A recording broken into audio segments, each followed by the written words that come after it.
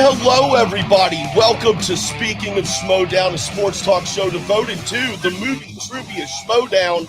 I am Jay Wade, and with me here, as usual, my numbers guy, Double D, Dan Dolinsky. How you doing, bud? Man, I told you when you signed me up to do the show, if you get Rocha, I'm going to be super excited. And I'm excited because that's who we have today. So I'm excited. Yes, I'm very excited as well. And also excited to have back once again Maple Dan from Schmoes of the North. How you doing, sir? Not bad. Always great to be on the show. This is gonna be super fun. I've been waiting to watch some Schmoedown for so long, and it's just so great to be back. Yeah, and you, I'm going to call you out because I think it's funny, but you missed your own show last night, so it's a pleasure to have you on a show today, this week, after this great event we had last night. Yeah. I mean, you can't make all the shows, I guess, but I came to the important one. Let's go with that one. Yes, I'm the bad guy over there, so it doesn't matter. I'm getting a little bit of feedback on somebody's end. Is that maybe Frenchie's behind the scenes? Is your phone secure? Okay. We do have Frenchie back here too. I don't hear it anymore. I'm not sure, but for our stereo listeners, this is our debut on stereo for this show. It's a full-on show. It's a full crew, guests, all that stuff. We do have one message that came through, but I'm not going to play it just yet. Let you guys know. Be patient. We are going to play comments. It will be later on, though, in the show. Here about 3:40 after Rocha exits from his interview. Then we're going to get into the last part of the show with all your comments and questions, whatever you guys want to tell us. So thank you very much already on stereo, 5 listeners. Excuse me. Go ahead, Dan. You got something? I'm just going to say for all our international, it's about an hour from now, just so you can understand the time difference. It's an hour from now. Yeah, about something like that. Yes. But before we get into this, I do need to say a huge apology to our listeners. I had Chandru scheduled for today, and I got word from him a few minutes ago, and he's declined to come on. So I mean, it was a rough night for him. I have nothing bad to say about it. I mean, it was a rough night, and he was clearly upset. He said he needed a break at the end of the post-match wrap-up last night. So evidently he really does need a break. And good luck to him, in his comeback that I think will be coming down the line here pretty soon. So I do apologize to the listeners. We will not have Chandru on today, but we do have Rocha on. But until then, we're just going to go ahead and talk about the pay-per-view event. First of all, I get excited when I see the little countdown that says 5 minutes till it starts. That's that's when my dog tail starts wagging and I start looking out the window like somebody's going to be home soon. I love it. I get excited. Then the promos start. Nerd Chronic killing it once again with all the promos. But man, that first match, that Laura Kelly versus Molly Damon Star Wars division. Wow. Double D, remind me who you had winning that match. I had Laura Kelly simply because I feel like she is the better competitor. And for my segment, I was doing all the calculations for all the averages of every competitor that's been in the Schmoedown past and present. And Laura Kelly's average is higher up than Molly, as you'll see later on in my segment. But I had her winning because I feel like she is the better competitor overall rather than Molly. Yep, makes sense. And I'm going to keep mentioning this periodically throughout until we get to the stereo comments. For anyone who comes in new on stereo, please be patient with us. We're not ignoring you. We will get to the messages. And actually, I'll play a couple. Yeah, good call, Frenchie. I love having a producer back there. Here we go. Let's play one. Yo, those matches were crazy, man. Holy crap. Yes, they were crazy. What's up, guys? Dagan here. Man, that was an insane show last night. Holy crap. Looking forward to listening to you guys. I got to kind of run a couple errands here, but I will be listening in the background. And me and Corey Cameron are doing a show later as well here on Stereo at 6 p.m. Eastern. So I hope you guys are all able to check that out, stereo.com/DaganSB. And yeah, cheers, guys. Yes, thank you, Dagan. Everybody check that out. Get a chance tonight, 6 p.m. And we'll go ahead and we'll take some comments here and there in our first opening 20-minute segment here. There's no harm in that. Daniel, Maple Dan, as we love to call him around here. What did you think of last night's Star Wars match? See, I mean, I also had Laura Kelly winning, and going off what Dan was saying, I do look at players like stats and averages a lot, but I also make sure like that I don't look at just the stats because they don't tell a whole story. And I do believe that like there is a story to be told of Molly Damon from last night, and that this is, I thought, her first like true match in the Schmoedown. She's a 100% dialed in. She was 100% prepared. She had a couple of questions that didn't go her way, which you can't do in the Star Wars division, because 3 questions missed means you lose the match. 2 questions missed means you lose the match for sure. You can miss 1 question. Although, again, Molly could have missed those. She could have missed 3 questions. And then if she hit her 5, if Laura couldn't have hit hers, then Molly still wins that match. Like, yes. There's such a close like level between all of these competitors, but it really felt good even in a loss to see that Molly is she's here, and she's here to like play this time around. Yeah. She maybe seemed a little rattled. Not rattled isn't the right word. I can't find the right word, but she didn't seem like maybe she was 100% there. She was really good. But to be fair, I am and have always been a Laura Kelly shill. And I'll be honest, man, that all started when they had that big match where it was Laura's first match, Molly's match at the was it Star Wars Celebration? I think Star Wars Celebration in McCormick Place. I was there. Yeah, see, I was a big fan of Alex Damon's before he even played in the Schmoedown from his YouTube channel. So I just I was going in there wanting that couple competition. You know, I wanted Molly Damon to play Alex, but then Laura she won me over, and ever since then I've been a shill. And it went down like I figured it would. She looked she looked really good, but I mean the confidence and the focus was laser sharp in her eyes. I messed for you stereo listeners, Hotel Nerd just called me out on my screen name. We did our WandaVision show last night, and it's a little joke because I thought the villain's name was Mini Fist Toe, as in like he has his big toe looks like a fist, so it looks like a mini fist, but it's his toe. So that was my name. So thank you very much, Hotel Nerd, for pointing that out to me. I forgot all about that. But yeah, I was really surprised though that Molly missed a couple of those questions. There's one in particular I cannot remember the name or what the question was. But I don't know, man. It just was such a great match. I'm still on a high from that match. I love Star Wars, and it was so much fun. I'm so excited that this season has started. Yeah, me too. I mean, it's been like a whole month. We've been talking about it, and it's just like we've been waiting for it, and now it's here. So, but of course, we're gonna just have a repeat of next week's match. Next week's match is just a repeat match, but we have to wait till March 3rd till we get a new match. So it's like another withdrawal. Yep. We got another couple comments here from Stereo. Let's play those.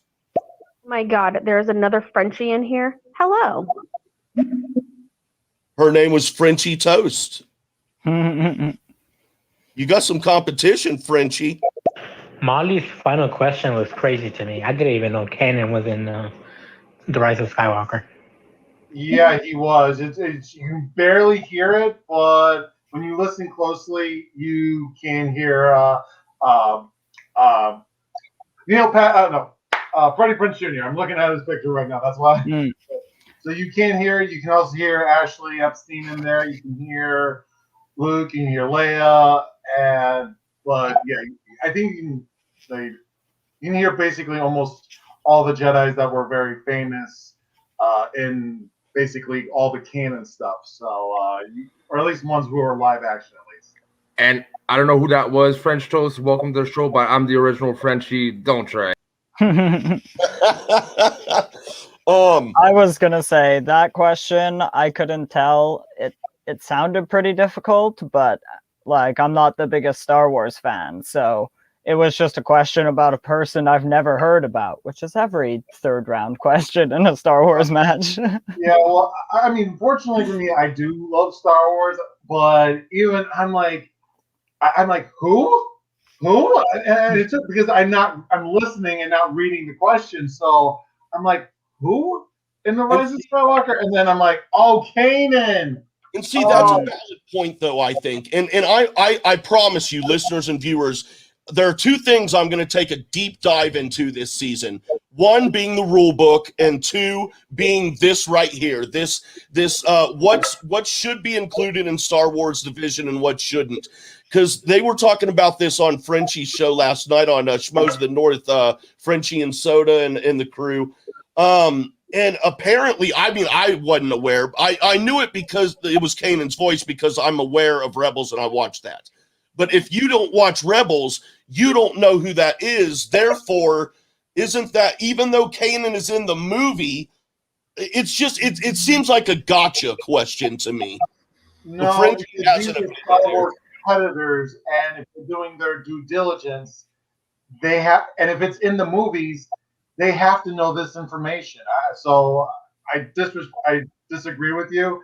If it's in the movies, it's canon, and they have to study all of canon. We kind of talked about this the other day. It's Kanan, if you will. Yep. We got a few messages here. Let's play them. Bullshit, dude. I've been here since September. Where the hell have you been? Frenchie Toasted is her name. She's been here since September, dude. Where the fuck have you been? I've been doing Schmoedown things since last year, the beginning of January. So I'm sorry, French Toast. You might be an awesome person, but I've been here before. I'm saying it right now. I want you two, Frenchie. I want you and Frenchie to do a show together on stage. Et je suis vraiment français pour le vrai. Tu parles français? Je pense pas. Pas avec l'accent que tu as. Make it happen. Making dreams come true. There you go, baby. Here's another message. Star Wars sucks. Oh, that was. I take it back. I no longer want Frenchie to do a show with her on stereo. Sorry, we got another one. Unless it's a show about watching Star Wars. Well, a fantastic start to the season. If that's how every match is going to be, this season is going to be great. And how good is that championship trophy going to look in a dungeon? You can't argue that, dude. Kaiser's draft looked really good, and now he's off to a good start so far. I will mention that the Men's Stock Exchange had a good start last season, and they ended up in fourth place. But I'm just saying that just because you have a good start doesn't mean you can continue that all season long. So we'll have to wait and see. But it's a good start. We can admit that. But we have to wait and see how they progress. But I will say this, Kaiser does have a good faction, so it looks promising. Yes, he does. Let's run through these here real quick. Hey guys, great cast. Congrats to the winners from last night. You're trying to remember the questions Molly got wrong. She got the Southern Ridge question wrong, and she got the Radis question wrong. I'm assuming the Radis one is that bit of a surprise miss. Great pod, guys. Thank you very much. Yes, Radis was the one that I was shocked. I was like, oh my gosh. I'd like to know if that was just a brain fart in the moment, or if that was just something that honestly slipped by her. I'm not, I think that would have been a brain fart more than a slip, because even I'm going like, oh, what's his name? And it's been such a long time since they've seen Rogue One and the Southern Ridge. I mean, obviously, I'm more surprised with that because I know Alex loves Solo so much. So I would expect her to get that question right more than the Radis one. Yep. Let's go on to the next one. Got a couple more. The Kanan 5-pointer was bananas hard, but very fair, but bananas hard. Fair enough. Like I said, I'm going to take a deep dive into this, and when I say deep dive, I mean I'm gonna reach out to multiple people in the Schmoedown, as far as competitors, people who work in the Schmoedown behind the scenes, other folks like us who do shows. I'm gonna compile some opinions and thoughts on this, and maybe even write a paper about it. I don't know. Who knows what happened this season? Here's another one. Papers. So when's this Pardon My French show coming? ASG. Pardon my Frenchie, actually. It's Frenchie Toasted and Frenchie. So, pardon my Frenchie. I don't know if you don't like Star Wars, man. I don't know if there's hope for that one. I am just messing with you guys. Okay. I'm kind of okay. I feel like a little bit of Star Wars, but I'm not the hugest fan, though. Frenchie, Toasty, as long as you like Star Wars a little bit, you're okay in my book. You have redeemed yourself. Thank you for listening. I'm not sure if you're a fan of the Schmoedown or if you just caught this because of Frenchie's name. Either way, welcome, and you should check it out if you've not already checked it out. She's just kidding about Star Wars, but she still thinks she's the OG Frenchie. So that for me, she's still not out of the woods here. Well, for me, as long as you give Star Wars a chance, then you have an opinion about it. That's fine.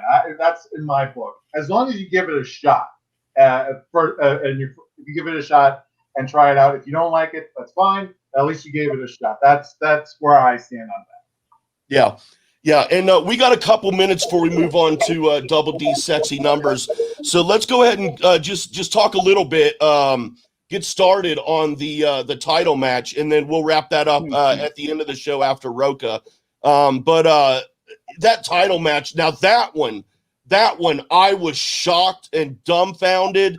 I have cried from Schmoedown. It's always been because of the emotion that the players give when they win or lose. Like two examples, Rachel Cushing winning title with the Shire Wolves. I cried because they had worked so hard, and it was an emotional moment for them, and I loved seeing that. Then there was Rocha. He lost a match. I can't remember exactly which it was. He lost a match, and he was so upset. I think he cried, and I cried because I could feel his emotion. But the emotion behind this one was absolutely top 10. I know it was top 10 versus someone else. I think it was maybe Corruption. I think that maybe one of their matches. But I don't really remember. But I do remember the one that you were talking about. But I think it was top 10. All right, and actually, we're within a minute of sexy numbers, and we've got a couple messages. I'm going to play those real quick, and to remind you on stereo, after we get through with Rocha on the show here, the last 20 minutes of the show is going to be nothing but comments. So be patient, bear with us if we don't get to it until then. But let's run it through just a couple here. Okay, listen. There's a backstory about the whole Star Wars bit of why I kind of feel the way that I do. All right. So back in high school, when some of my girlfriends found out that I never watched any of the movies, they kidnapped me, told my mom that I was going to be back in a couple of days.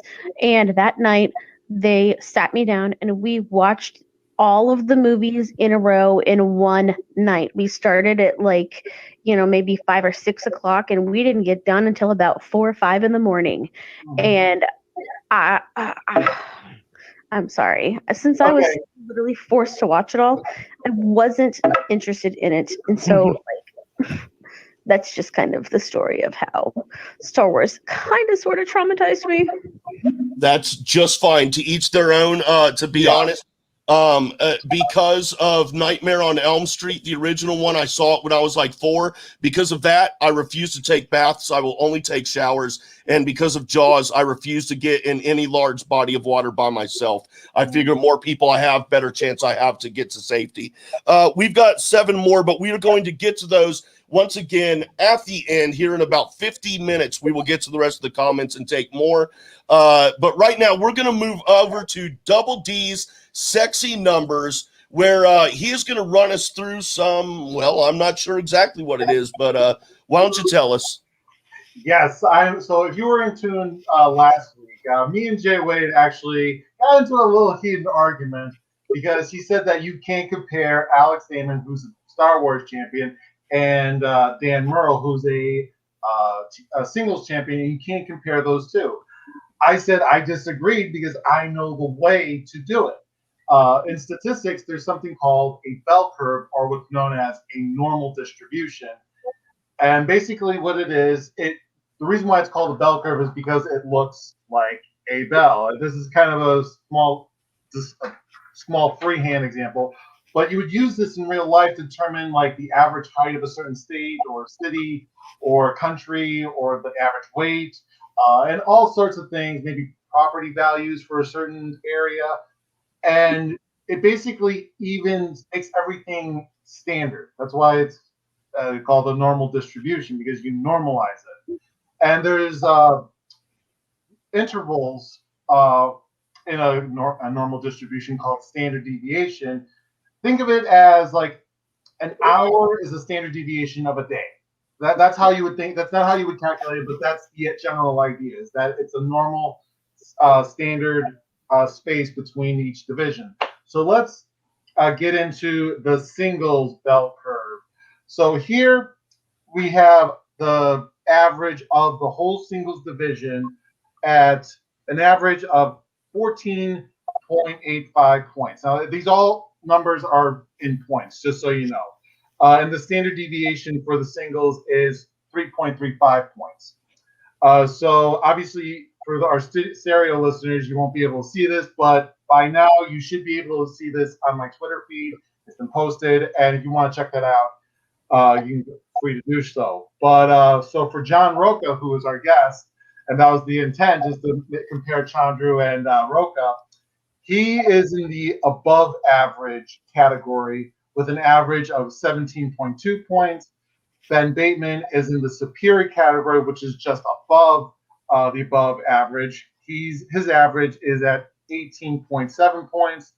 Dan Murrell and Adam Collins are the only competitors in the singles division that are in the GOAT section. That's the highest most category in the bell curve.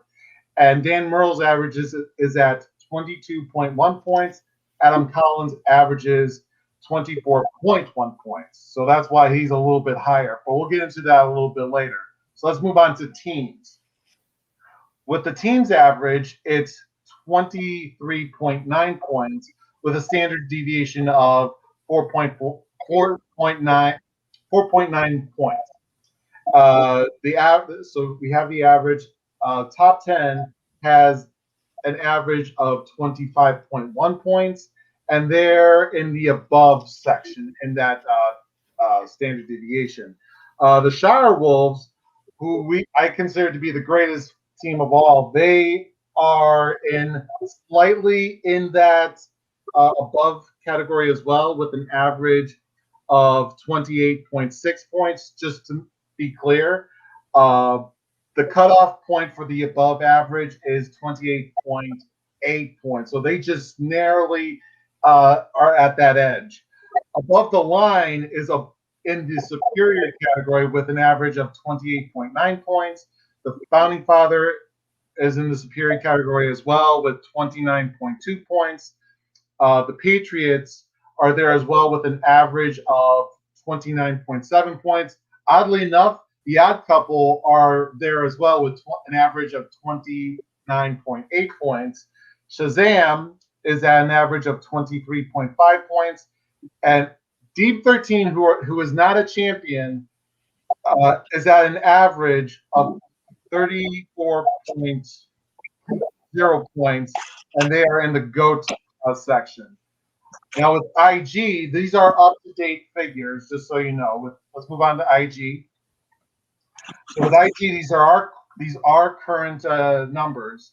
Their average is 15.68 points with a standard deviation of 5.8 points. All these champions are in the superior category. So Rachel has an average of 22.1 points. Mara Kanopik has an average of 23.4 points. She actually was in the above section, but because of her match, she bumped up her average several points, and she was able to be in that superior category. Mike Kalinowski was at 23.6 points. Kevin Smets is at 24.3 points. And Chandru, even though he lost, he actually moved up in his average with 24.8 points. And he is only second to the highest person that had the highest average, which is Chance Ellison. His average is 25.7 points. So I was trying to give Chandru some good news that he is only second to Chance. But now let's move on to Star Wars. Now, this is going to be a little bit unique because Star Wars competitors are very, very good. So their averages are going to be a little bit off, but they're going to be close together. So let's go into it.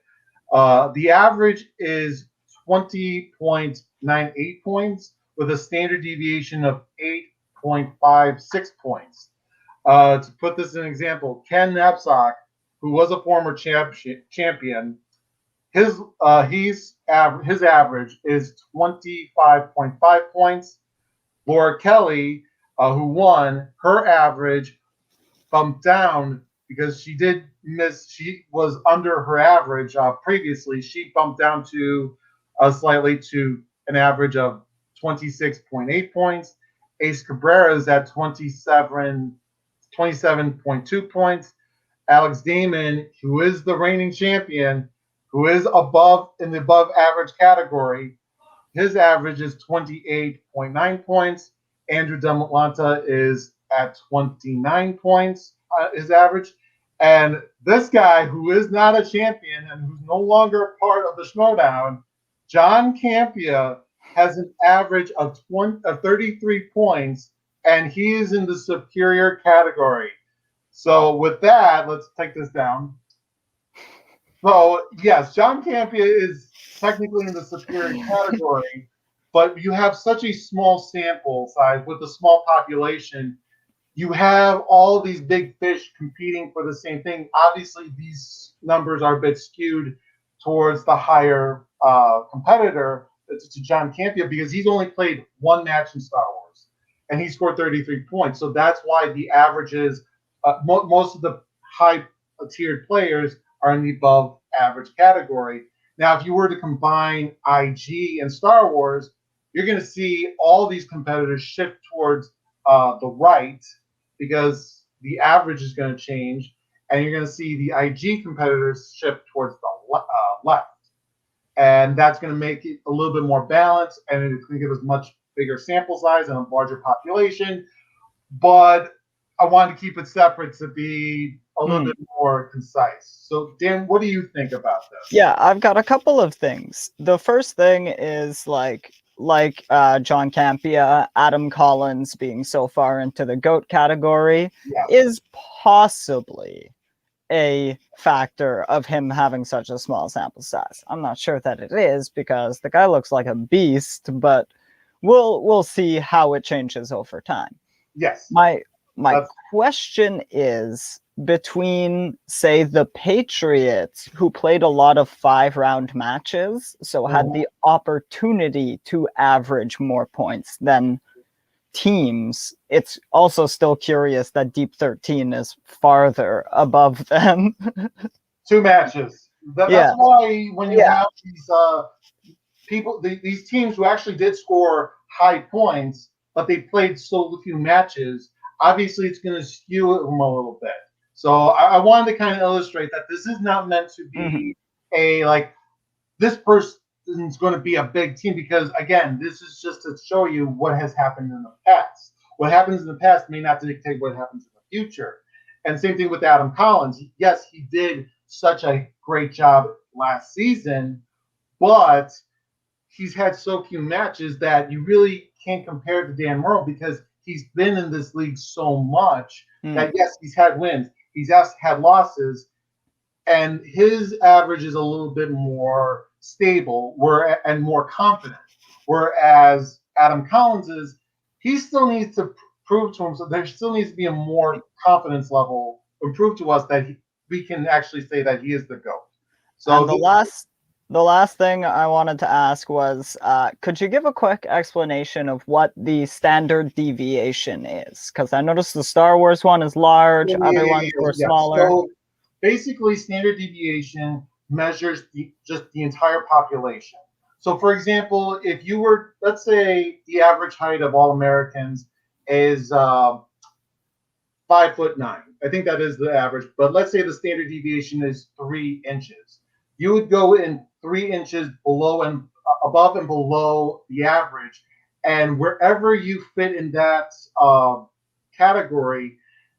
Again, this is meant to do like probability. Like, what is the probability of me pulling a 6-foot person from this population based on this statistics? That's what it is in a nutshell. I'm not going to explain it because I only introductory to statistics. But this is basically an idea of comparing different champions from different divisions and see where they compare to each other relative to their population. That's the idea. That's what I'm trying to say.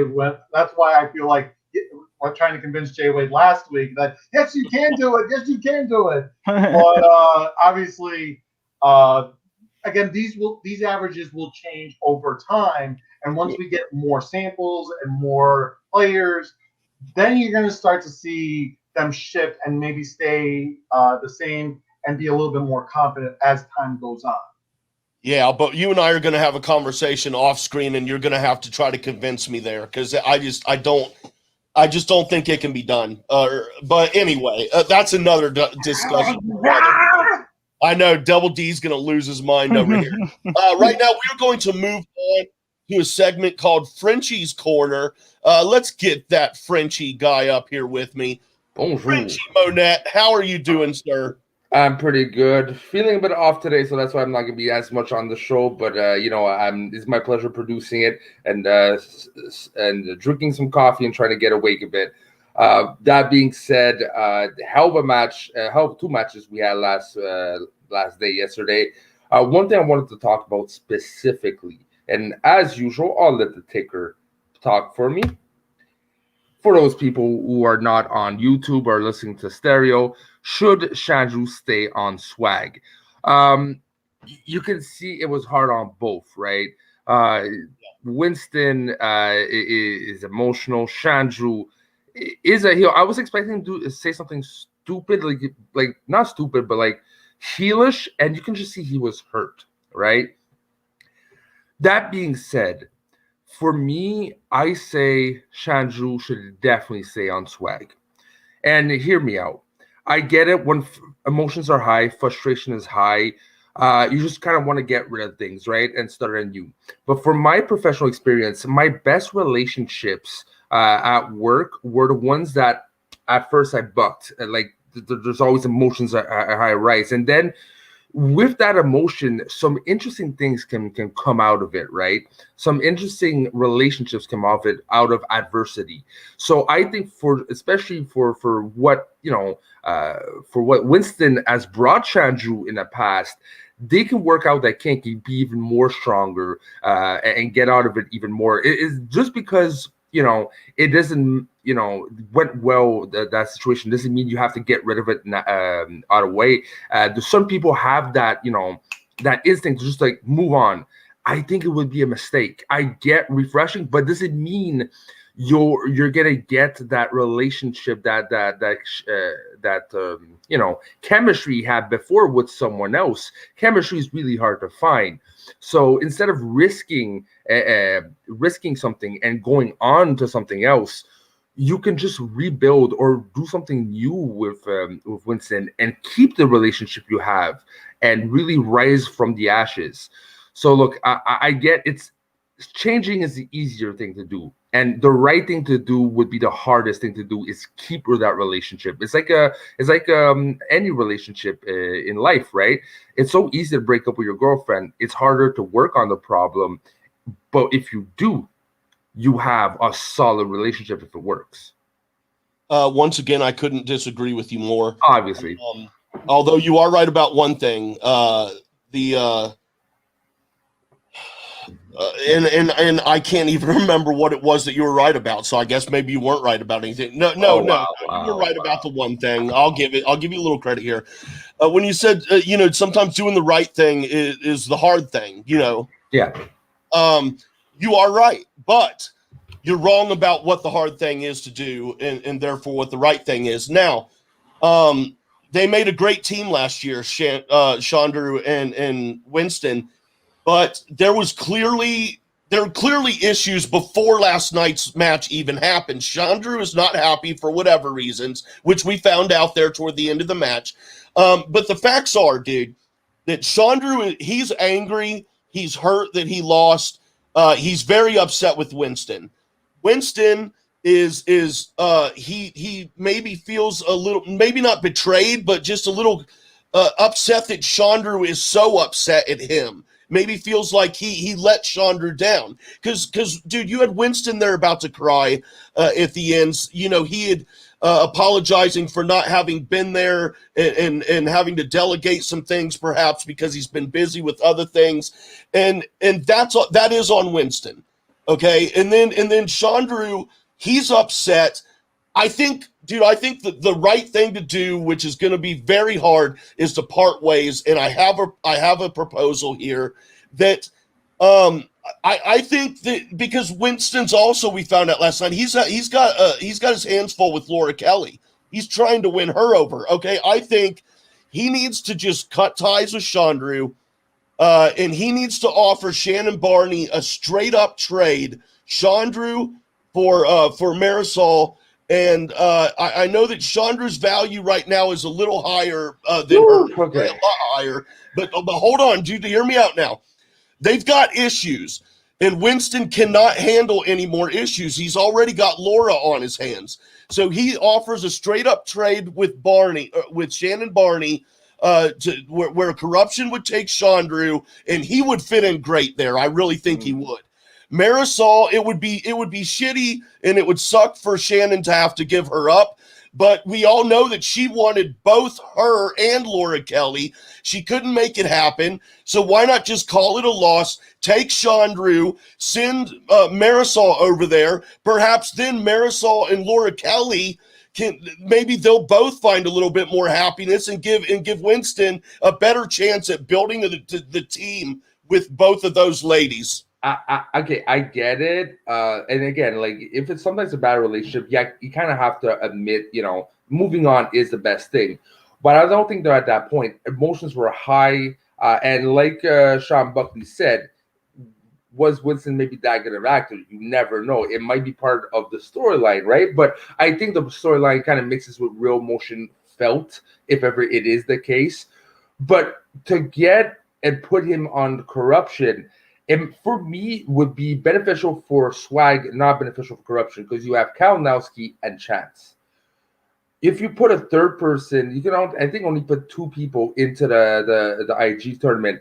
For me, if there is a trade to be done, it wouldn't be for corruption. I would think probably more than Chance and Marisol for Chandru.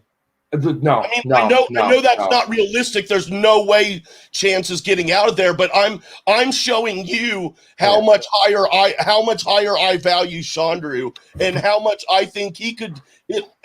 He could definitely benefit from both Ellison and Kalinowski, as well as Shannon Barney, of course, manager of the year, hands down, last season.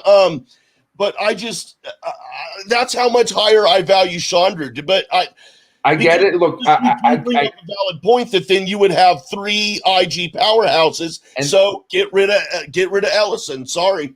No, but here's the thing. Like, if it worked you don't touch the core that won you the cup, right? You don't touch that core. You would have to go to a faction that needs personally an IG, which would be Quirky Mercs, but he doesn't fit Quirky Mercs at all. His storyline, his characters, it doesn't fit. So for me, if you're just trying to get rid of him because there's a bit of tension, again, that's the easy thing to do. The hardest thing to do in life is to confront reality and confront your emotions and work at it, right? Which I truly believe Winston is the best person to do that, to work through it, because you can see he's emotionally intelligent. He's able to find that middle ground because he is the tweener of all managers. He's able to work with the heels, the baby faces, so you can see he's able to adjust on who he's with. Even with Laura Kelly, the whole stepfather thing is kind of freaking hilarious. But he can definitely do that with his baby brother, right? He really, I think, do consider Chandru as his baby brother, and you don't let that go. I think he's going to say, anyways, for now, if he keeps losing, Chandru keeps losing, maybe it makes sense eventually. But right now, because he lost the belt, I get it. Emotions are high. It will be a hardcore mistake to do so, though, in my opinion. Well, follow me on this power move, if it could be a power move. What if because the only other faction I can see Chandru with is the Dungeon. How about this move for you? What if Kaiser would offer Winston a straight up trade Mara for Chandru, take the points Mara just won, and then use Chandru to build more points as he makes a comeback? No, and I don't think you inherit the points that a player wins when you trade, right? So for me, no, you don't know. Dungeon would keep the points that Mara just made. Yeah, okay. Get rid of her, get Chandru, then collect all the points you could make this season. It's trading. That's and this is coming from an addict from trading and fantasy. That's just trading for trading, right? That again benefits Swag. It does not benefit Dungeon. You have to find a trade that benefits both, and that's a bit hard to do with Chandru, especially with his character. Let alone the benefits, you have to also find a team that will adapt to his current storyline character, and that's a bit hard, right? You would have corruption. You have maybe usual suspects, but even then, it's hard. So for me, work at it. You both are able to find a middle ground. I believe in you both, and definitely find another just another angle to this and work together. All right, so enough about us, my friend. I want to hear what both Dans think about this. Me too. Let's bring in both Dans here and get their take on Frenchie's corner. So I'm kind of agreeing with Frenchie because, first of all, it's just one match. And yes, Chandru lost, but he scored a very, very high score, and that affected his average, and it increased. So I think that, yes, emotions run high. We've seen this happen with Rocha and Tom, where they weren't on eye to eye for the beginning of the season, and then they are now together at the start of the season. So I feel that they should just work it out. Let the cooler heads prevail. Let them work it out. And yes, the real world does affect us. I mean, obviously, we would love the Schmoedown to pay all of us really But unfortunately, the real world calls us, so we have to kind of make sacrifices. And I just think that maybe cooler heads should prevail, and then they just talk it out. That's my opinion. What do you think, Dan? I have an interesting idea. Mm-hmm. What if you get rid of two problems at once if you're Winston Marshall? I've actually been in the chat and I've been suggesting some trades based on them talking about a corruption trade, but I have a different one. You move Laura Kelly and Chandru to the rock stars for Alex Damon, and I'm not sure who else exactly. So you get some Star Wars and some IG back in return. You get rid of two players who don't want to play for you, and you get the guy. I mean, what's more swag than holding gold for 2.5 years? Yeah, but the thing is that, I mean, Roxy's gonna have to deal with these problems too, like with Laura, because she doesn't want to play with Roxy. So I just feel like Roxy. Yeah, you're maybe right. You're right, probably that it would be an equal trade on talent. But I feel like Roxy's going to have to deal with the same problems that Winston is going to have to deal with now. So I think the best way is just to say, hey, maybe trade Laura Kelly back to corruption, then just get someone from Star Wars, and maybe work on Chandru, because like what Frenchie says, when Chandru is the one that brought you the gold, and he's the one that got you the points, I think that you should just work on with Chandru, and maybe cut your losses with Laura, maybe until after the match with Alex Dan. Well, we'll see what happens in the coming weeks. Maybe nothing will happen. Maybe something will happen. Once again, though, we had Chandru scheduled for today, but last minute declined to come on. So, I mean, again, not knocking on him, completely understand. He's very upset. So I would have done the same. To be honest, I would have done the same. Yeah, I was wondering if that was going to happen. I mean, how was he going to feel coming onto a show after a defeat? I mean, I'm thinking. I mean, a loss is a loss, but that was a hard loss. Yeah. Well, he didn't lose by much. I mean, you have to take the silver linings. All right, Jay. Well, I think we since we are waiting for our guests to come on, let's play maybe one or two messages in the meantime. Yep. Hey guys, Hotel Nerd here. Just starting to learn how to use stereo, so just wanted to give a shout out to see if this works. Yep. If so, I might be using this platform for my podcast here in the future as well. Excellent. Hotel Nerd, everybody. If you've not checked out his stuff, go follow his YouTube, and I believe he has Facebook, Discord, perhaps also. Yes, but yeah, check out Hotel Nerd, man. He does a lot of anime stuff that I've tried to watch. I just don't understand anime. I should have been on the Snarky's anime thing because but we've got quite a few here, so let's get to another couple. I just heard from Rocha. He's wrapping up his WandaVision review show, so he will be here shortly. Cool. I do like Yoda. Yoda is Frenchie. He's a cute one. Toasted. He's full of wisdom, and little green dude. Everybody needs a little green dude in their life. I like that chick. I really do. If you Frenchie Toasted, if you've never heard of the Schmoedown, if this is your first time here and you're just here because you saw Frenchie's name on your stereo, please check out the movie trivia Schmoedown. You can find it all over the YouTube and Twitter. Really good stuff. And if you're going to get into that, I would suggest following Christian Harloff, and also here on the stereo. Most importantly, there's an echo. What's that? There's an echo. Okay. I don't hear anything. Oh, I hear it. If you don't know who the Flirt and Flouse is, go check Flirt and Flouse. So Flirt and Flouse. All right, so I'll make a comment about so that was the experience your friends did. Hold on. Sorry, person who left a comment. I apologize. Damn it, Dan. Sorry. No, it's all right. Hey, we're new to this. This is new. Yeah. This is our stereo debut. And I believe it's going well. We've been holding steady at 10 to 11 listeners the whole time there, and we've got 9 comments currently. So it seems like it's going pretty well over there on the stereo.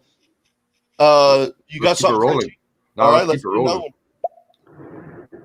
Guys, it was that match with the founding fathers versus corruption. Okay. All right. All right, that makes sense. I don't think corruption was born when Jen was around, so that makes sense. Yep. Here we go. And by the way, this is my first time that, I am sitting down to listen to you guys. And yes, Frenchie 77 did catch my eye a little bit. And I was like, oh my God, there is another one. Because I haven't met another one on here for quite a while. All right. Well, stick around and follow Frenchie, follow the Jcast Network here, and follow at JWade1134 while you're at it. That is my personal stereo. Also, I just want to say how relieved I am that after last night's matches, both Laura and Chandru proved that good character work is going to be a factor in this new season as well. Isn't that my Winnipeg man, Mr. Snark? Yeah, that's the second one he's left us. Okay. Yep. Yes, it is. The best way to indoctrinate somebody in Star Wars is to kidnap them and just force them to watch everything. That's the best way to do it. I would say maybe save a couple, maybe do it in increments because you never know how you're going to react to the first one. So that's what I say. I would say that's one way to do it. Maybe not the best way because Frenchie Toast it didn't seem to work for her. Other than she loves Yoda, which is good. That's good enough. I'll take any little bit I can get. Let's go another. So in sports, there's this term called the blockbuster trade. And I feel like there's a possibility that we might see a blockbuster trade between swag and corruption here. Something that looks like maybe Claudia Dolph and Joseph Scrimshaw for Laura Kelly and Chandru. No. And I also think Shannon would probably have to throw in a draft pick there to make things even, but that's just a potential idea that I have. What do you guys think? I get it, Deegan, but you're trading away specialty players against good players, but like if we were going hockey terms, the third or fourth line players for a good top two defensemen and a first line player. I get it, especially if you put it in the first couple rounds or round. But again, it would not be beneficial for one of the factions, right? In this case, it would be swag. You gotta have an equal trade, and with Chandru, it's hard because he's such a top level. There's only a couple people you can trade him for, and again, Chandru would fit in every faction, so it's better to. About that. But anyway, and to throw mine on there, Winston cannot get rid of both Laura and Chandru. No. One of them, yes, he could get by without one of them, but he can't trade both of them. Man, there's no way. I don't care. That'd be like last season with Robert Margaret trading Ethan Irwin for Jada Paramo. It's like that's ain't gonna happen. No. But our guest is here, John Rocha. Everybody. You got it, Frenchie? Yeah. I have one job to do. One job. Hello, What's John. up, everyone? How's it going? Very well, sir. Very well. Welcome. How's it going? Hey, yeah, it's going well. I'm having a good time.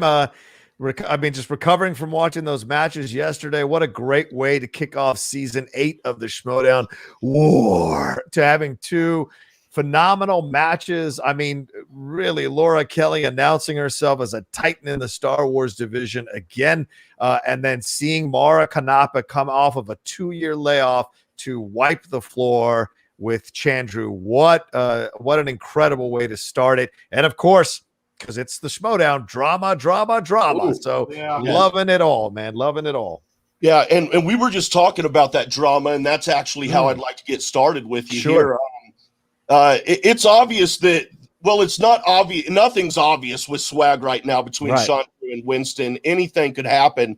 But I got to know, have you and Finstock spoken at all about the possibility of looking to pick up Chandru in a trade with Winston? Listen, if you listen to Christian Harloff and I on the Stereo app yesterday when we were on there talking about Schmoedown, we were predicting, or at least offering our predictions for what we thought was going to happen at the pay-per-view last night. One of the final questions that we talked about was, that he asked me about was, did you guys talk with Chandru?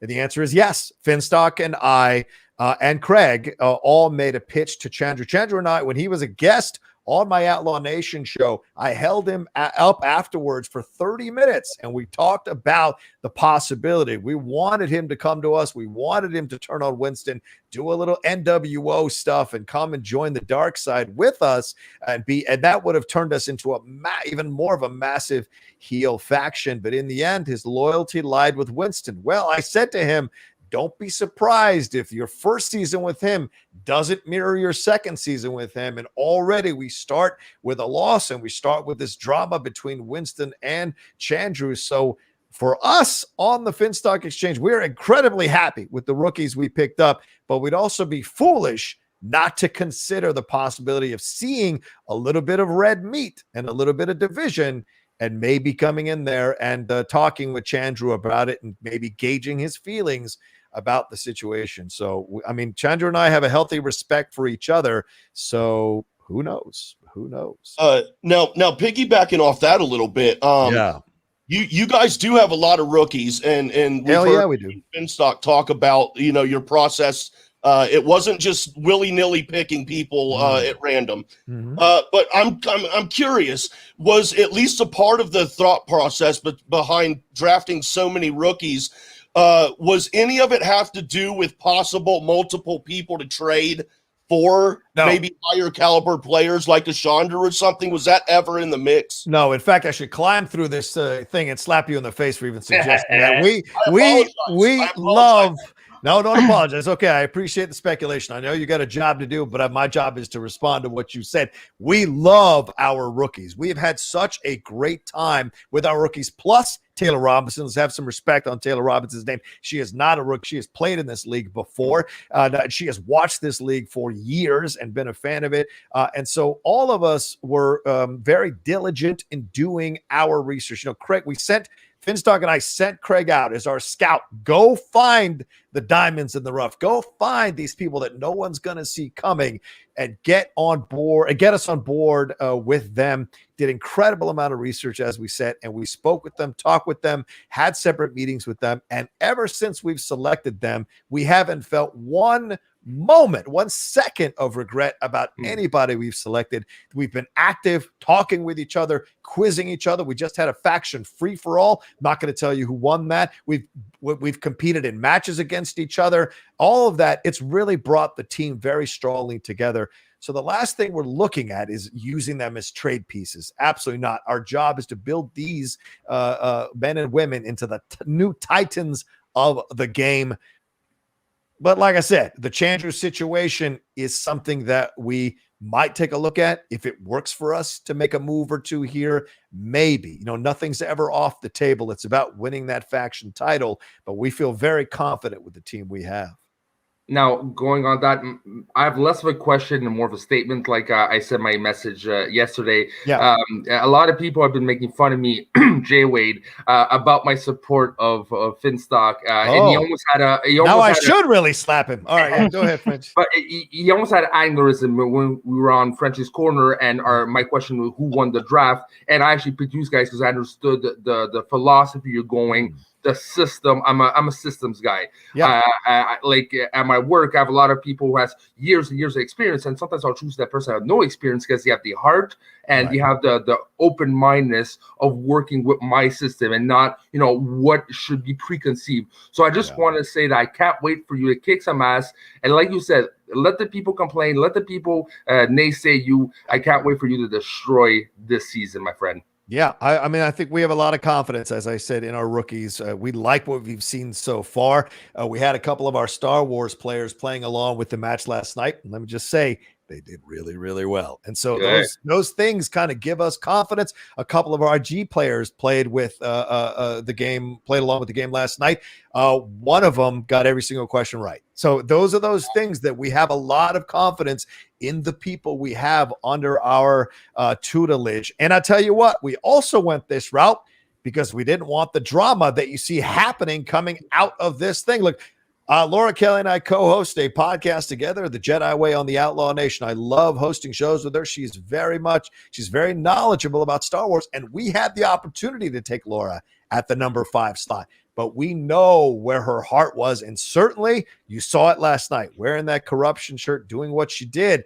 she certainly still has her ties and her connections there. And we didn't want that stuff to get in the way of what we wanted to do this season in the Finstock Exchange. No drama. Last year was all drama in the Finstock Exchange. It wore Craig and me and Tom to a nub, and we got rid of that drama and focused on bringing in some great rookies and Taylor Robinson to get them in the right mindset to bring home the gold and bring home the faction championship. Let other people deal with the drama. We're focusing on winning matches.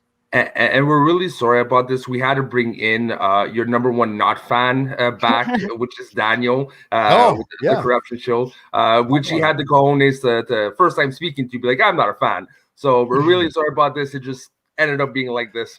It's okay. Someday he'll get real wood for his walls. But all right, go ahead, Daniel. What's your Come on. This actually is real wood. This house is like 200 years old. It looks like it. Anyway, yeah, go ahead. You got a question? Actually, that's next, actually. Go ahead.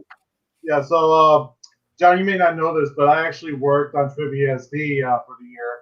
And I want to thank you for shouting out my article, The Horseman Curse. It was great. Yeah. So my question is simply, what was your reaction when you first saw that article, and what was your reaction afterward? Well, refresh my memory, because of course I read so many things. Tell me, Double D, what was the genesis of the main point of your article?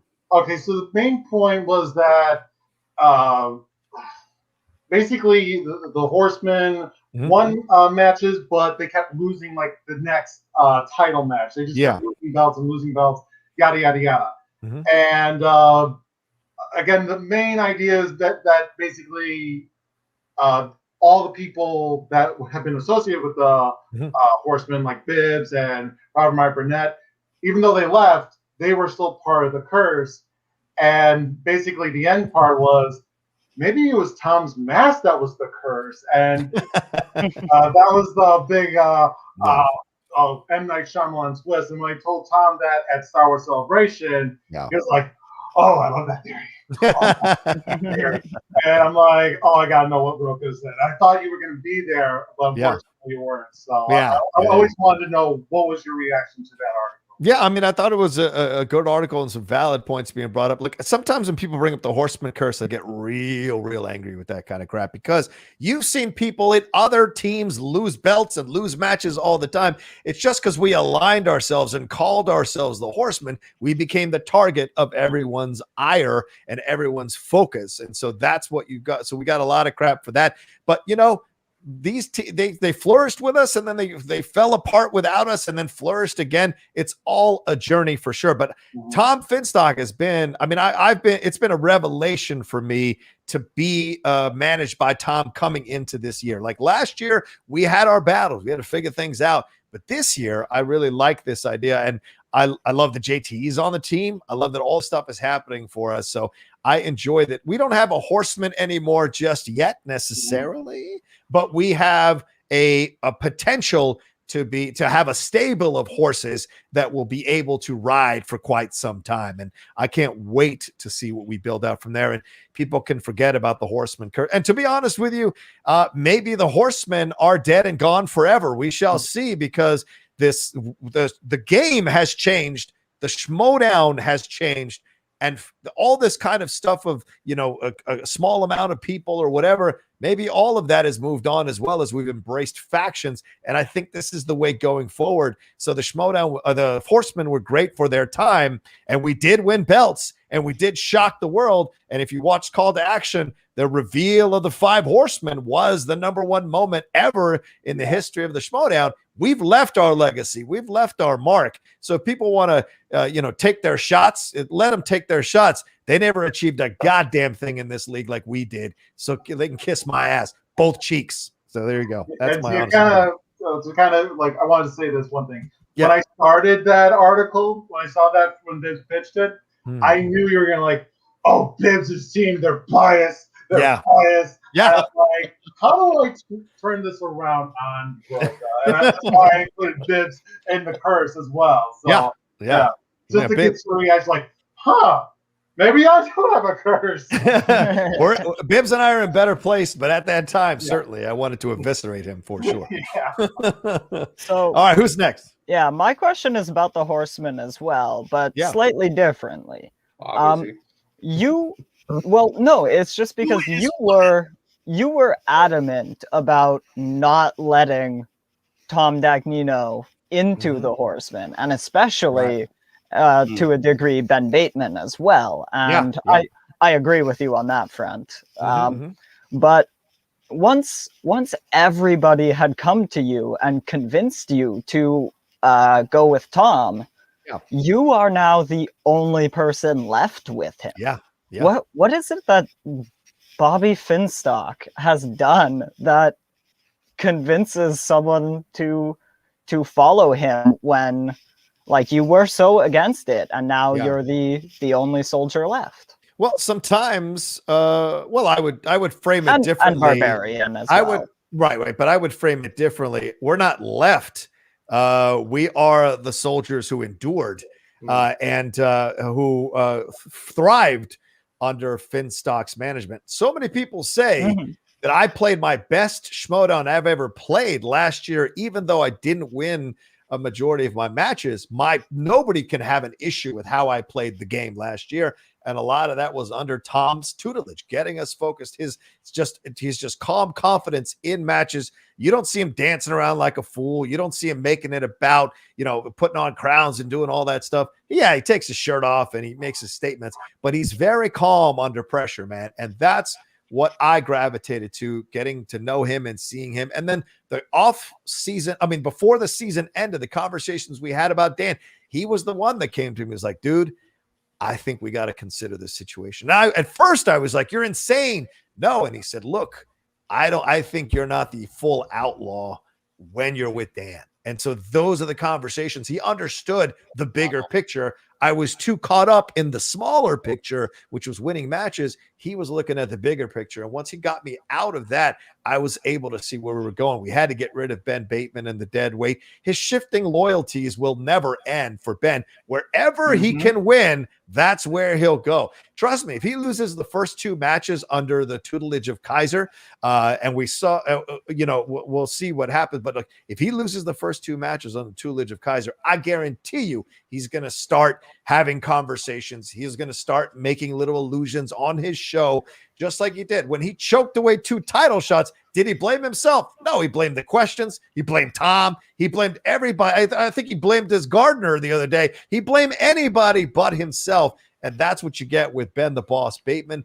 Dan Murrell made me too soft, which is what Tom brought to my attention when I realized that I had to go. And that's what makes him a great manager. He's looking at the larger picture, not just the small stuff. And let all the other managers make their cracks. They can kiss my ass. My man takes care of business. He's a 6-time manager of the year. I don't see any of their one-year wonders with 6-time manager of the years on their resume. Go ahead. Now you did touch a bit about it, but I want to look a bit in projection in the future. If ever or whenever you become a manager and you go into different areas of Schmoedown, what is the greatest lesson you think you're going to take away from being managed by Finstock? That's a great question. I think the greatest lesson is always the preaching of calmness, of patience, and overriding self-confidence. This is something now, having Finstock and JTE, the old school Lion's Den. Remember those gentlemen? Just as much people talk about the Horsemen, people talk about the Lion's Den. Finstock was an essential part of the Patriots' they defended the championship 9 times, I think. Is that correct? Was it 6 times? Sorry, 6 times they defended the championship. And Tom was an essential part of them doing that because Tom gave them an overwhelming sense of self-confidence. Do you know what I'm saying? And Tom tried to get through to me all year last year to have me embrace that, but it's something I'm always afraid of because of the karma of the game. But having both JT and Tom involved in it, that has reawoken this kind of belief in myself that I think a little bit was missing when I was playing even last year. And Tom has done this. So that's the thing. I think one of the big lessons I would pass on from my tutelage with Tom is this: you have to have this overwhelming sense of belief in yourself, because that's what's going to carry you through the tough moments and the tough situations. You know, if Ben had that in those title shots and remembered that lesson, maybe Ben would have pulled it out against Dan.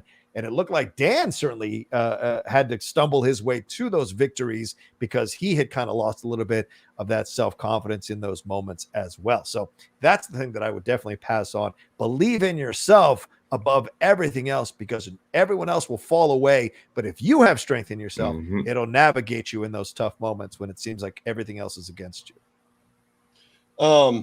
Take that in your pipe, Daniel. Put that in your pipe and smoke.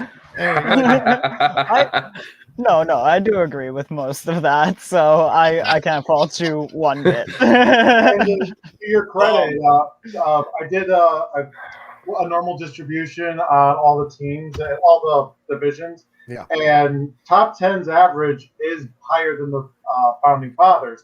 And the Founding Fathers are actually in the next tier. So I would say that maybe Tom is better for you as a manager. Yeah. There's an argument maybe Dan kind of helped you as well, but obviously I'm going to take your word over my numbers. Because Jay, wait. Before you go to your point, might as well bring up the graphic just to show him, because it is a freaking. Show me. It's the teams one. Okay. So the top 10 it averages 25 points, and that's in above average category. Founding Fathers is in that superior category. It's 29.2, but it's in there. Yeah. Yeah. Wow. Hell yeah. Deep 13 at 34 points. But that's the averages, because how many matches have they played? Two. Two. Shouldn't even be considered. It's 5 matches and a month. Match is a match, Rocha. Match is a match. Hey, you want to know another one? John Campia is in the superior on Star Wars. He's played one match. Yeah, that shouldn't count at all. It should be 5 matches. It's the numbers. It's the numbers. I know. But it's also how you set up the survey. Anyway, go ahead. Sorry, Jay Wade. Go ahead, man. No, you're good. You're good. I wanted to get your thought on something. Before I ask that real quick, though, this once again for our viewers on YouTube, this is also our debut on stereo. That's right. This show is on stereo right now, not just 2 people, everybody. Wow. So if you want to listen to us on stereo, which is really when I did this show, started it, I intended it to be like a radio sports talk show. So if you like that kind of stuff, stereo is a good place. Again, we will be playing some comments here in a little bit. But that out of the way, Rocha, I was wondering, because I have a theory here. We talked a little bit earlier. We all know that Laura Kelly isn't enthused about playing for Winston. We know that Jericho has made his feelings known. Right. But I have a theory. Well, maybe not a theory, but I think that Kaiser is going to win over Jericho, and that he will end up playing matches for the dungeon this season. Wow. What do you think about that? Do you think Kaiser can pull it off? I think Kaiser's old school Bobby Heenan WWF before they became WWE type of guy.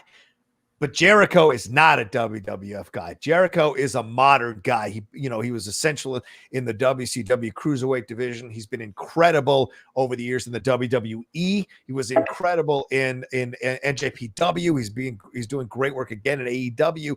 And this guy's a modern guy. I don't think Kaiser necessarily has the tools to bring Jericho in and build confidence that into Jericho, to put his fate in the Schmoedown in his hands. And I'll tell you why. If you've got a spotlight lover like Ben Bateman on your team, you've got Dan Murrow, which you've got to navigate and help to get back to his prominence. You've got Mara, who just won the stuff. And you've got Robert Parker. What time do you have to spend on Jericho? All these 4 people need so much of your time. Jericho is a singular entity that you need to focus on a lot to get the best out of him, and also for him to feel like he is important to your faction. He's not, you don't have to stroke his ego. It's more of like, you got to show that you're willing to be there at a moment's notice for a guy like that if he needs you. And I don't know if Kaiser can spread himself that thin because of all the needs that his faction's top 4 players in his faction already have. So do I think it's possible? Sure. Just like Kevin Costner said in JFK, an elephant can hang off a mountain with its tail tied to a daisy, according to physics. But the reality is that wouldn't happen, just like I think the reality is Kaiser eventually will trade Jericho or will let Jericho go to Roxy. But if he's smart, he'll make a trade with Roxy and the Stars. Because, I mean, Jericho will, it seems like, will only play for Roxy. You know. Rocha, we got about 15 minutes left in the show. Would you want to stick around and take some of these stereo messages? Yeah, sure. If you want me to, I'm happy to stick around. I don't know about Dan, but the rest of us, Maple Dan, the rest of us, yes, we're definitely happy to have you. Come on, guys. I'm a pick on. He had the cojones to go against the Goat Law his first time meeting. I'm gonna pick on him every time he's on at the same time as Rocha. You know that, right, Maple Dan? That's fine with me. I like a guy who's straight up with me rather than doing passive aggressive stuff behind the scenes like Ben Bateman. Anyway, yeah, go ahead. Well, if you like that, then I'll tell you something straight up before we end the show that I think I've told you in the past before, but we'll find out. But let's go through some messages here from Stereo. Guys, I think that Chandru would be great with the rock stars. I just don't see how they would end up getting him. And that's the thing, right? Because Chandru is hard to trade away. There's only so much moves you can make. And again, I understand why people are saying trade, but again, it's like a relationship. Just because it's hard, it's the easy things to break up with someone. The hard things to work on the relationship and really mend it and maybe blossom to an even stronger relationship. God knows I've been through it with my girlfriend a couple of times, and we got stronger every time. So yes, I get it. People want him to see in other factions. But it's not the smartest thing. They can definitely blossom to something stronger if they definitely work at it. I don't see how Chandru fits under the Stars at all, to be honest with you. He's a heel. He wants to go heel. Everyone wants to be nice on the Stars, so I don't see how he fits you could there. argue that Roxy is maybe a bit heelish. I wouldn't say she's full on heel, but just heel tendencies. No, Dan. She doesn't take shit. That's different from being a heel. That's different from being a heel. Yeah, she just doesn't take it. She doesn't get stepped on. Yeah, she's tough as nails. Okay. This is why I need these guys. I never watched wrestling as a kid. So. Yeah. Well, it's not like there isn't 20 channels for you to watch it on now. Get on it. I don't have TV. Oh. I watch YouTube and Netflix and Disney Plus. I don't need TV. Come on. Get WWE Network. It's going to be on Peacock. Get Peacock for $5. You'll get the WWE Network. Come on. Do your homework. That's if in the US. If you're in Canada, you're fucked. Wow. Who told you to move there? Get out of here. Get back to more the States. VPN. Free healthcare, Rocha. Free healthcare. Oh my God. Yeah. Okay. Let's go on to the next comment here. Wow, that Chance and Marisol for Chandru trade might be the most ridiculous thing I've ever heard. Yes. That he wants Chandru, so if you're going to make a Chandru trade, that's where you do it. Winston was mad that he couldn't draft Griffin Newman. Boom, there's your centerpiece for that trade. Laura wants to go back to Corruption. If you're going to make a trade there, you do it around Scrimshaw, and then you swap picks to get a much higher pick for next year because you need both sides to agree. You can't just have these bananas trades all the time. I have to agree with Frenchie on that one. It can't be so fantasy based. You got to really consider what all those sides want. The exchange Chandru angle, though, is really interesting because Rocha said he'd gun for him even if he lost. Yeah. Yeah, I did say that. I did say that on Stereo, even if he lost, because nothing is better than picking someone up after they've lost and leading them to a title, leading them back to prominence. And Chandru, I think, is someone who would flourish under the exchange. And going back to sports again, hockey. I'm sorry about that. The rest of the population, but like you see bad trades, like in a sense, like Patrick Roy in 1995 when he did not get along with the coach, they traded him away for a bag of pucks, and next he won the goddamn Stanley Cup with Colorado, right? Yeah. And then you got really good trades that benefit both of us. So making trades out of emotion is the worst thing you can do, personally. Yeah, I laid out my logic for my trade. I don't think it was bananas. I don't think it was made out. It was. I personally see benefit both parties, but that's all right. Call me crazy. Here's the next. Yeah, here's the next one. Yeah, I gotta say now is probably the worst time to trade Chandru. You aren't getting good value because he's just coming off of that loss, even though he looked good. So it's hard to get, top value. and he's right now, your best player to put in an IG tournament. So what exactly would you want in return?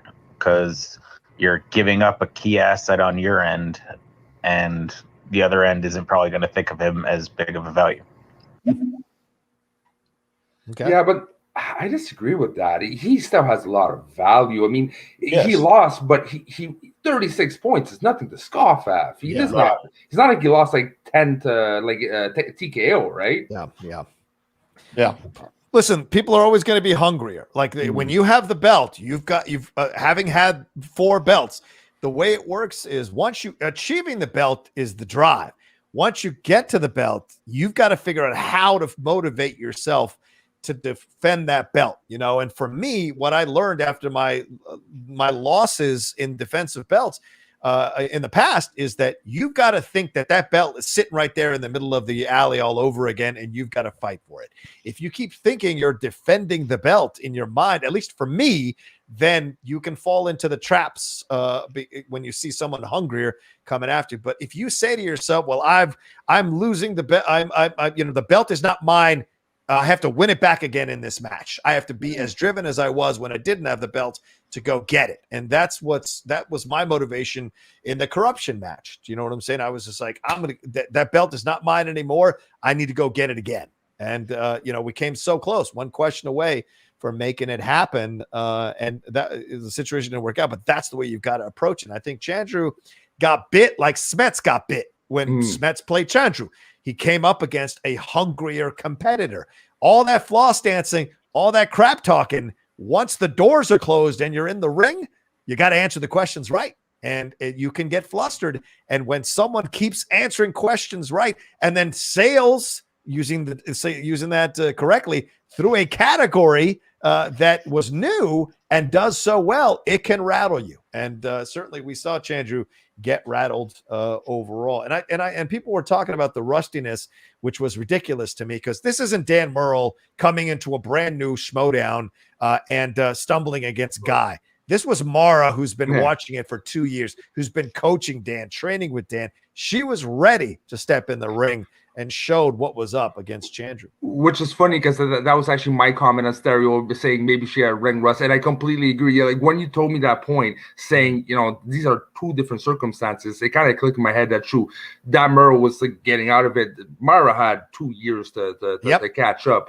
So yeah, and I definitely ate my words after that match, and like usual, Rocha's right. I was on Mara's side the whole time based on her entry into the Star Wars division this year. That tells me it's a competitor who has been paying attention, and to step foot into one of the toughest and highest scoring divisions, as well as step right back into a championship match, told me everything I needed to know about her confidence in her skill level. Yeah. She's always been a champion. It's been outside stuff that has affected her at times in the past. And I think she's come to terms with it, and she showed up last night to impress so many people for sure. Yeah, definitely. Yeah, I was highly impressed last night. We got a couple more comments. Before I get to those real quick, I will tell you what I think I've told you this in the past, Rocha. You are actually single-handed reason. That's not right. You are the reason, sir, that I am that I've become the fan of Schmoedown that I am now. Wow. When it first started, I didn't get it. I mean, I got, obviously it's movie trivia and I love movies, so I was having fun. Right. Dude, I thought the character, I didn't understand it was character work. I thought that was really your personality. I thought that was really Stacey Howard's personality. I love both of you now. But when I figured it out, I realized it and it all clicked. And I'll be honest with you, when I first was introduced to you on Collider, I wasn't a big fan of yours. And a lot of that had to do with the Schmoedown character work. When I realized it, man, I've become one of your biggest fans, both in and out of Schmoedown. Thank you. And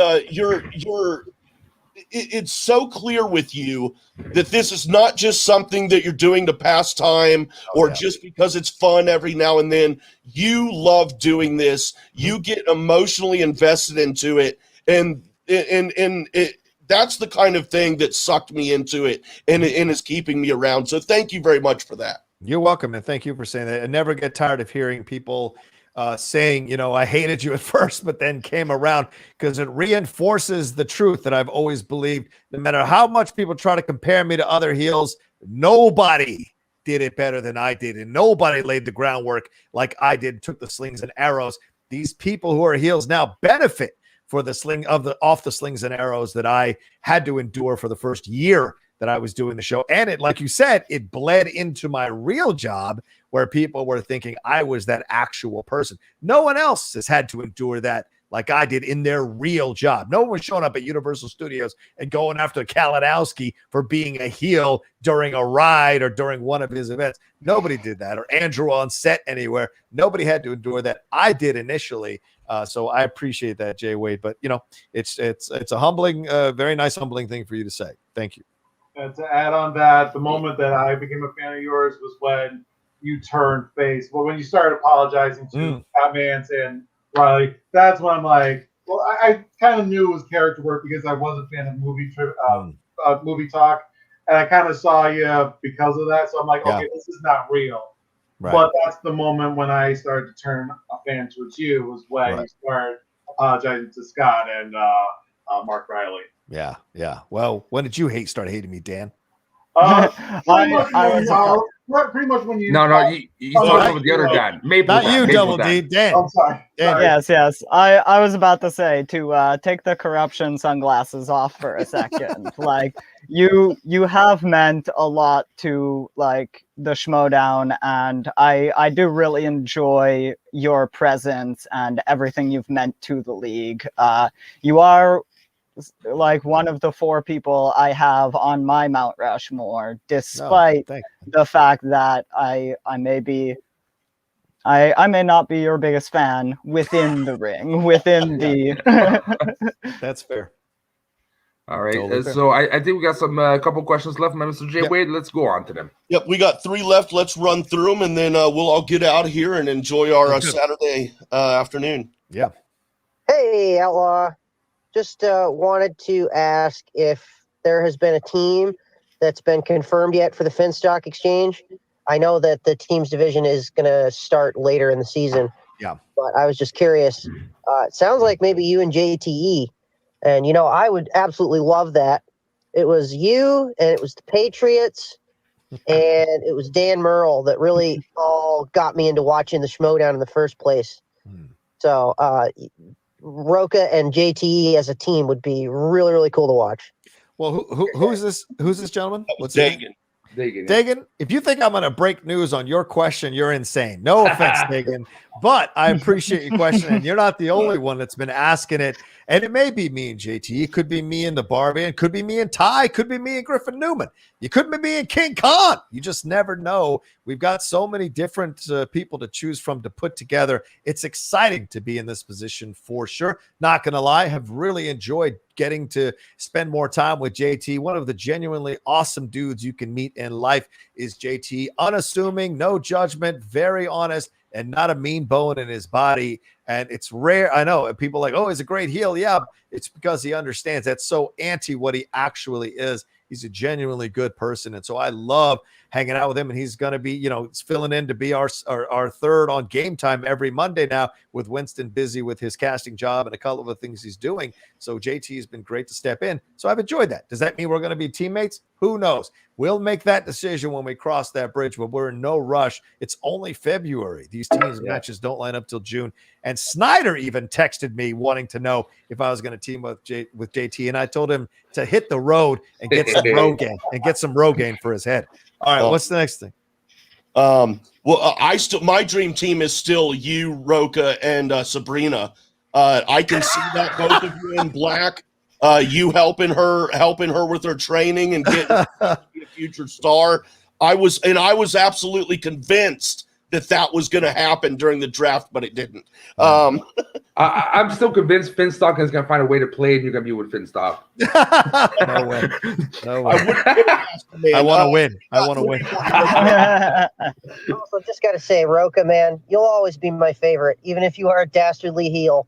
You are my favorite player in Schmoedown history. Love you, man. That was Dagan once again. Oh, thank you, Dagan. Love you right back, dude. Thank you so much. That value, I meant value within the league. He's an IG only player, and he's now in the back of the line. I'd probably rank him value wise in the league somewhere between Parker and Hannah, and I just don't Harper that works with That's that trade ASG. value when you need somebody in return who can go deep in IG as Chandru already can. Okay. You got one more here. Also, I'd ASG. like to know if Brother Loma stays in character at all during the Finstock Exchange Zoom calls. If you mean in character that he plays hard and wins matches, some of our exhibition matches, then yes, he does. And it's been a great. Let me tell you, you guys know, I can spot great character from a mile away, and I respect it when great character work is done. I respected it when Andrew Guy did it. I respected it when Kalinowski did it. Respected it when Cushing and Clark Wolf did it. And I respect it with Smets and Chandru. And I think Lomas is another one from that mold. He understands how to combine the heel work and the character work with the gameplay. And I respect it madly. And he's got such a mind that's willing to learn. All the rookies, really, they're all, and Taylor as well, they're all willing to learn. Kim Taylor Foster has been on the chat. Now, this is a woman who is like essentially running fandom over there in London for them, yet she's taken the time to respond, to go into the sheets and add information, add trivia questions. Like, it's great to see how so many people from the Finstock Exchange are involved in getting us prepared. And Brother Lomas has been such a revelation to me, and what a genuinely awesome dude and scary dude. So I'll just put that out there too. And we just got, like, on a test show for Stereo we did a couple of days ago, we just got Alvarez on the show. Frankie, yeah. And he's definitely not one to sleep on, though, because he definitely knows his shit. But there's one match that I cannot wait to see, is finally the revelation of Brother Loomis, but also the potential rivalry we might get, because Alvarez is not taking his, you will bathe in my blood, and in the fatherhood of, he's not taking anything of it. So it might be an interesting rivalry we're going to see down the line. Listen, we've seen in the history of time, you doubt the men who are touched by God at your own expense. So Frankie Alvarez can say all he wants outside, but once he steps into the cathedral of Brother Lomas, into the church of Brother Lomas, where without the protection of the outside world, it might be a whole nother ball game for Frankie. We shall see. We shall see. But I love that. I love that they're all ready to go. I love that we don't look past anybody. We are focused on winning matches one at a time. And so all those other people can talk all the mess they want. Ain't going to matter until you get in that ring and see what you can do. And that's why I drafted Brother Loomis. We'll see what happens in the fantasy league for sure. Everyone who listened today, thank you very much. That is it for this week. Again, we made our stereo debut today, so it appears that has gone very well. Very, very excited about that. As far as I know, we're the first full-blown podcast on stereo, so I don't know that to be true, but I don't know of any others. I've looked around a little. Yeah, I haven't seen anyone more than 2 people on stereo, so we might we've cracked the code, my Mr. J. Wade. Sounds good. And next week we're going to crack the code again with Laura Kelly and Ace Cabrera on the show. So that's going to be good times, everybody. John Rocha, thank you for your time. Very much for stopping by. Why don't you tell the listeners where they can find you at, and tell them what you got going on, because you do a lot of work. Yes. Thank you very much for having me, guys. It's always good to see you all. It's I'm such a fan of keeping this thing international, so it's an honor to be on the show every time. You can follow me at The Rocha Says on Twitter and on Instagram. And if you want to go and see all the stuff I'm doing on my page, as I mentioned, the sports show, entertainment stuff, movies, TV, professional wrestling, politics. It's all on the Outlaw Nation channel and the Geek Buddies. We've been killing it on these WandaVision reviews. For those who are watching it, go to youtube.com/John Rocha Says. Go and subscribe to the channel. Trying to break that 20,000 subscriber mark sometime this year. We're close to crossing 16,000, so we'd love to have you all come aboard for sure. And, look forward to that match with me and Lightning Liz Shannon Miller. It's going to be a barn burner for sure on the 26th of March. Get ready, everybody. Yes, looking forward to it. Our guest co-host this week, his fourth or fifth time on here, 3 times. Maple Dan, always welcome back. Why don't you tell folks where they can find you at, sir? Yeah, I can be found over on Schmoes of the North, doing Schmoedown Night in Canada and Northern Consultations. I can be found on Twitter at my handle here at Avengers _. That's Avengers with a Canadian EH instead of an A. And I just dropped my first episode of a podcast, the Best TV Show podcast, where I sit down with my buddy and we talk about Game of Thrones, and specifically season 3 of Game of Thrones as like the best season within the best TV show. So go check that out. It's available on our YouTube channel and on audio podcast platforms everywhere. Good deal. Double D. You can find me on Twitter and on Stereo simply at Dan Dolinski. Simple as that. And my graphs are available on my Twitter right now, so go check that out. And Frenchie.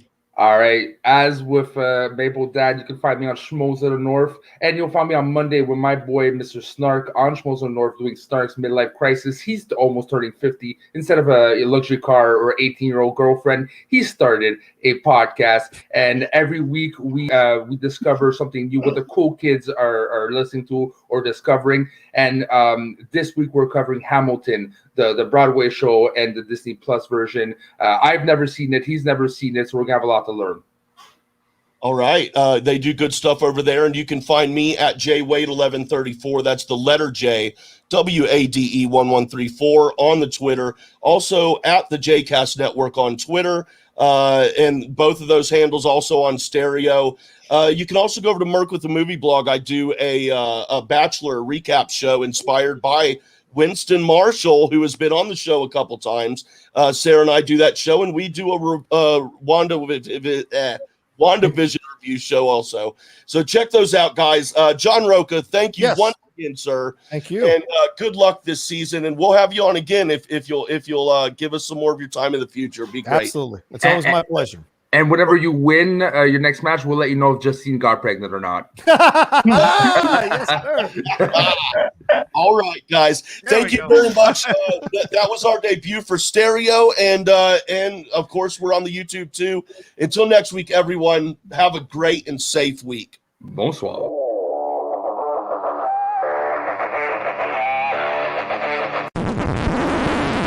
You want to hear something funny? The mic wasn't on that whole time. No way. Yeah, for real. Oh, wow. So smooth.